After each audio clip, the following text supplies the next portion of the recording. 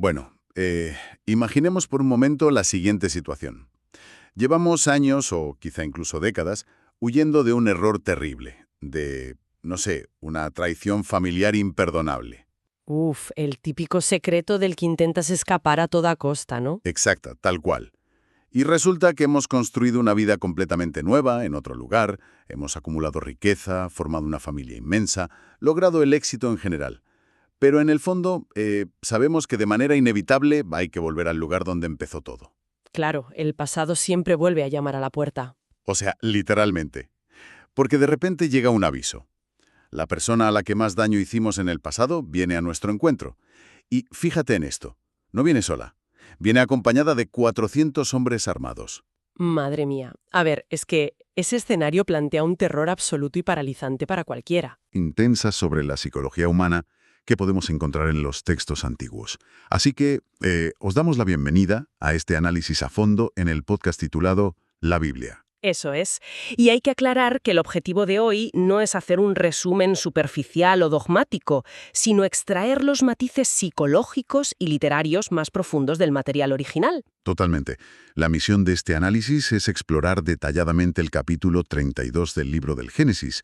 Queremos desgranar, la preparación de Jacob para un reencuentro que es aterrador, su vulnerabilidad emocional y una lucha nocturna muy misteriosa que, literalmente, cambia su identidad para siempre. Es un capítulo fascinante, porque lo que encontramos no es simplemente un relato histórico, sino una disección meticulosa de cómo se quiebra la mente humana ante una amenaza letal inminente. Ya. ¿Y qué ocurre en nuestra psique cuando ya no quedan vías de escape, verdad? Porque la idea que queremos plantear para quienes nos escuchan es ¿qué pasaría si el mayor obstáculo antes de enfrentarnos a nuestro pasado no fuera el enemigo que nos espera? Ajá. Sino una lucha con nosotros mismos. Exacto. Una lucha literal y figurada con nosotros mismos y con lo divino. Y además, en la más absoluta oscuridad. Pero, a ver, antes de llegar a esa famosa noche, hay que entender el terreno psicológico que pisa Jacob. Por supuesto. Porque Jacob viene de pasar años en casa de su tío Labán, de donde básicamente ha tenido que salir huyendo, y ahora se dirige a Canaán. O sea, está atrapado entre un suegro hostil a sus espaldas y un hermano vengativo por delante. Es la definición pura y dura de estar entre la espada y la pared. Totalmente. Y para comprender la magnitud de la angustia de Jacob, hay que recordar por qué se exilió en primer lugar. Jacob no se fue de vacaciones, precisamente. No, huyó para salvar el pellejo. Exacto, huyó después de usurpar, además mediante un engaño muy premeditado, la bendición de la primogenitura de su hermano Saúl. Y el texto nos dice que Saúl juró asesinarlo en cuanto muriera su padre. Vale, vamos a desgranar esto porque hay una contradicción al principio del texto que a mí me resulta bastante desconcertante. A ver, cuéntame. Pues que justo al iniciar este viaje de regreso, el relato nos dice que a Jacob le salen al encuentro ángeles de Dios. Él los ve y llama a ese lugar Mahanaim, que viene a significar 2 campamentos o campamento de Dios. Ajá, un respaldo celestial bastante explícito.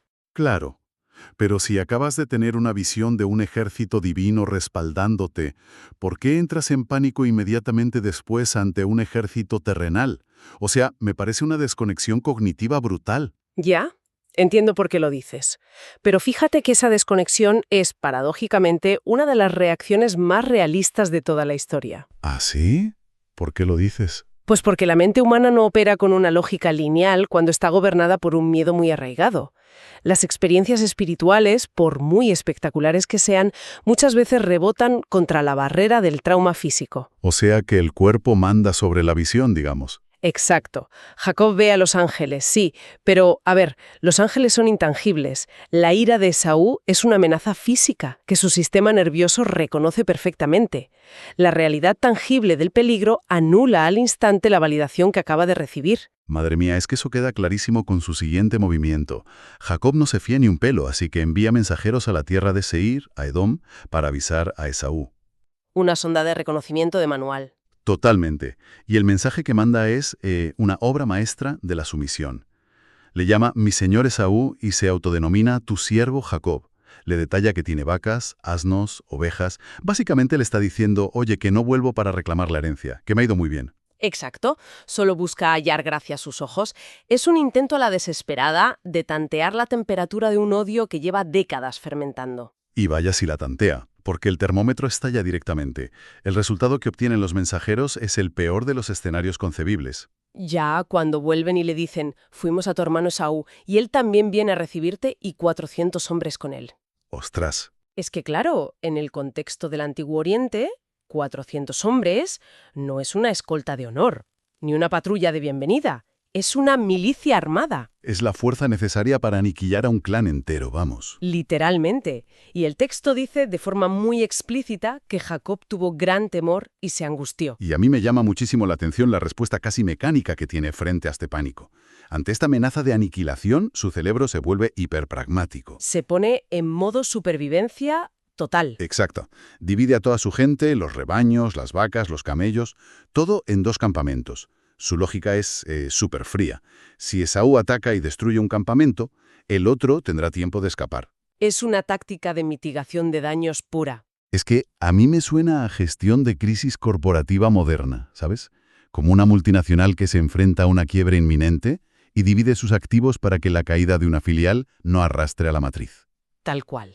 Cuando los seres humanos nos enfrentamos a una situación caótica que se nos escapa de las manos, la psique intenta aferrarse desesperadamente a las pocas variables que sí puede controlar. Como diciendo, no puedo controlar a mi hermano, pero puedo organizar mis cabras. Exactamente.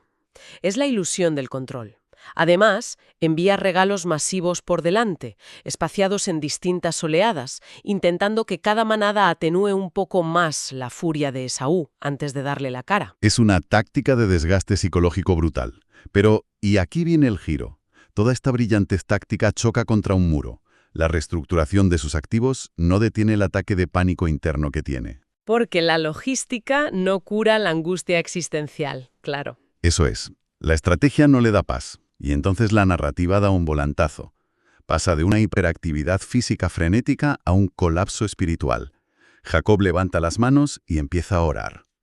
Lo fascinante aquí es que esa oración marca el primer indicio real de un cambio profundo en su identidad. Sí, porque hasta este momento su táctica siempre había sido usar su ingenio, ¿no? Claro, recordemos que su nombre está asociado a el que suplanta o el que atrapa por el talón.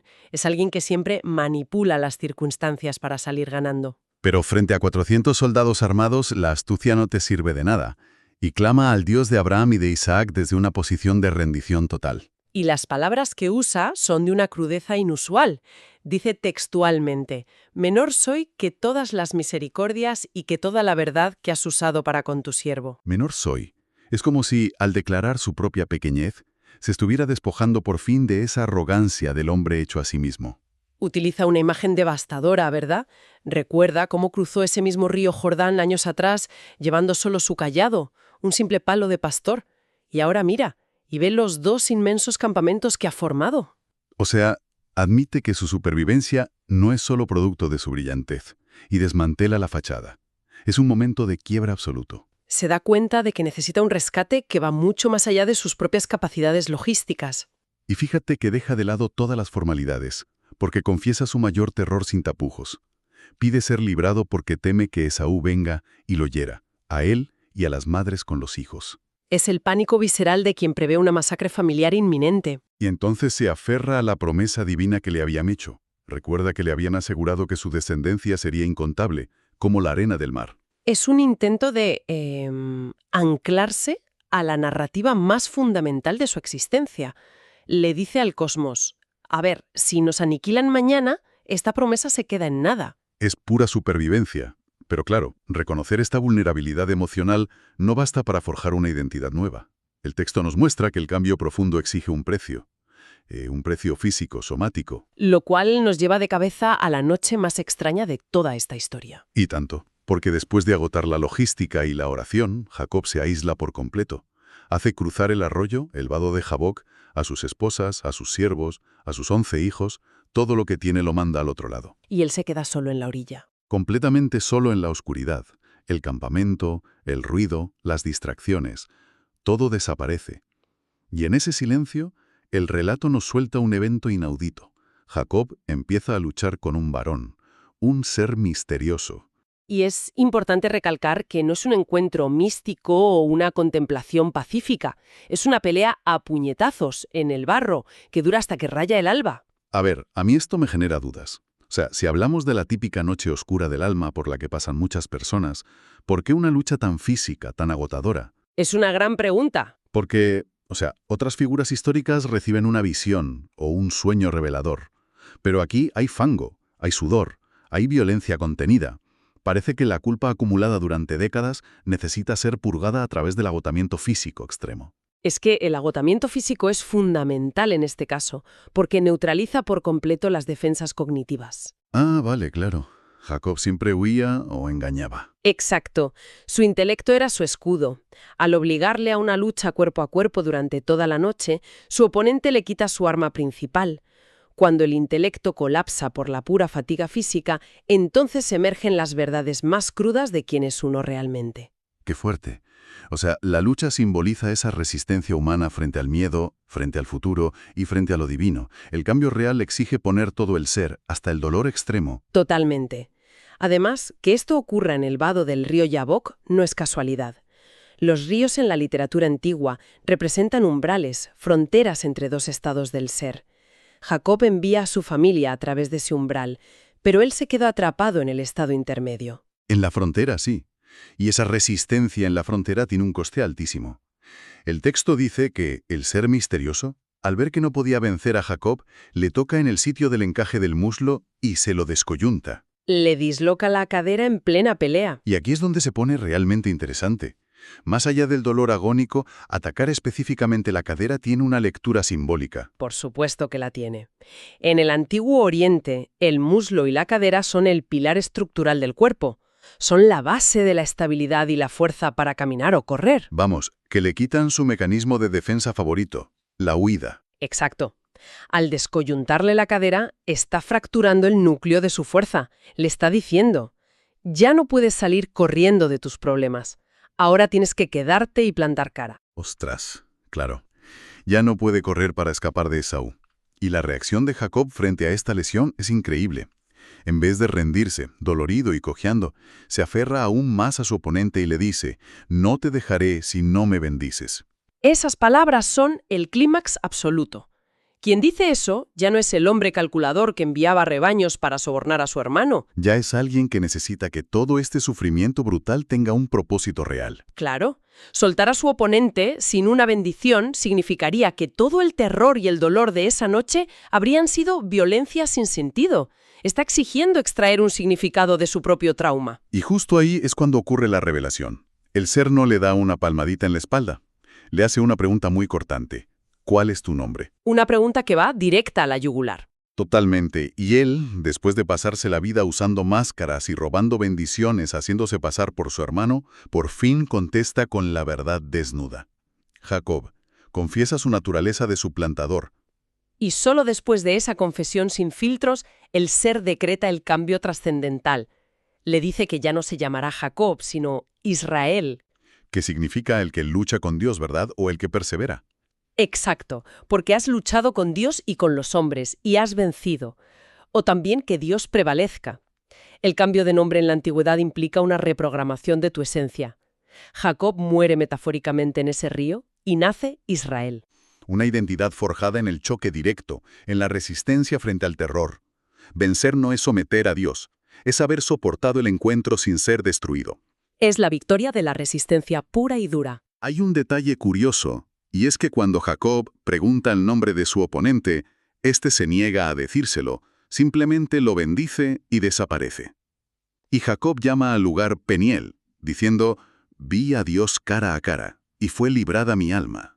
Es una escena supercinematográfica. Ya te digo, sale el sol por fin, iluminando la oscuridad, y vemos a un hombre alejándose de la orilla, pero cojeando de la cadera.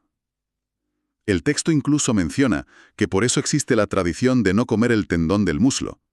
Jacob vence, pero sale cojeando para siempre. Y fíjate que la cojera es el elemento que dota de una credibilidad psicológica tremenda al relato.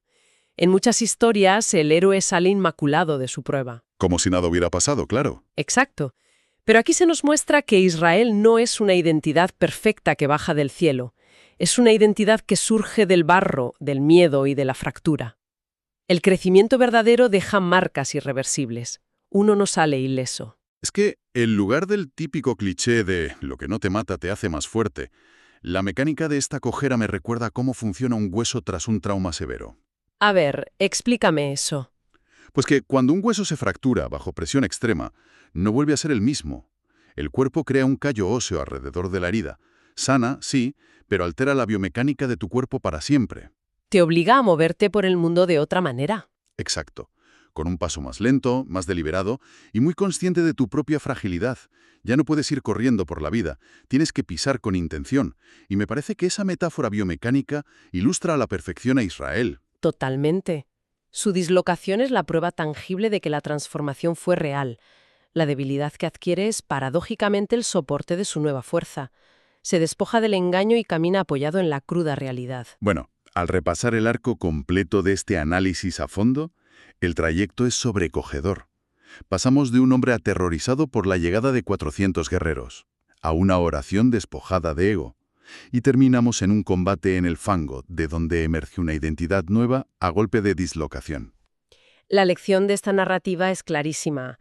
Antes de reconciliarnos con el mundo exterior o con nuestro pasado, debemos quedarnos a solas y lidiar con nuestras sombras hasta que raye el alba. Solo cuando el viejo ego se rompe se puede avanzar. Y esto nos deja una reflexión final para que la audiencia la medite por su cuenta, porque resuena mucho más allá de los textos. Es una mirada a nuestras propias fracturas, ¿verdad? Tal cual. Todos tenemos una cojera, un trauma, un fracaso que reconfiguró nuestra vida. Y solemos intentar ocultar esa cojera para que nadie note el daño estructural. Pero pensemos en esto. ¿Qué pasaría si invertimos la perspectiva? Ajá.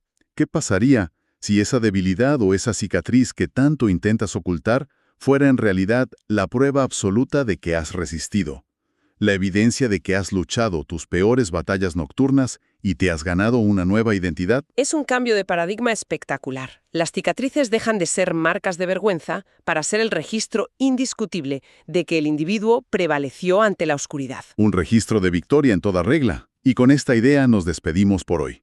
Invitamos expresamente a quienes nos escuchan a suscribirse, unirse al canal y por supuesto recomendar a otras personas este podcast titulado La Biblia. Seguiremos desenterrando cómo la experiencia humana intenta descifrar sus misterios. Hasta el próximo análisis. Hasta la próxima.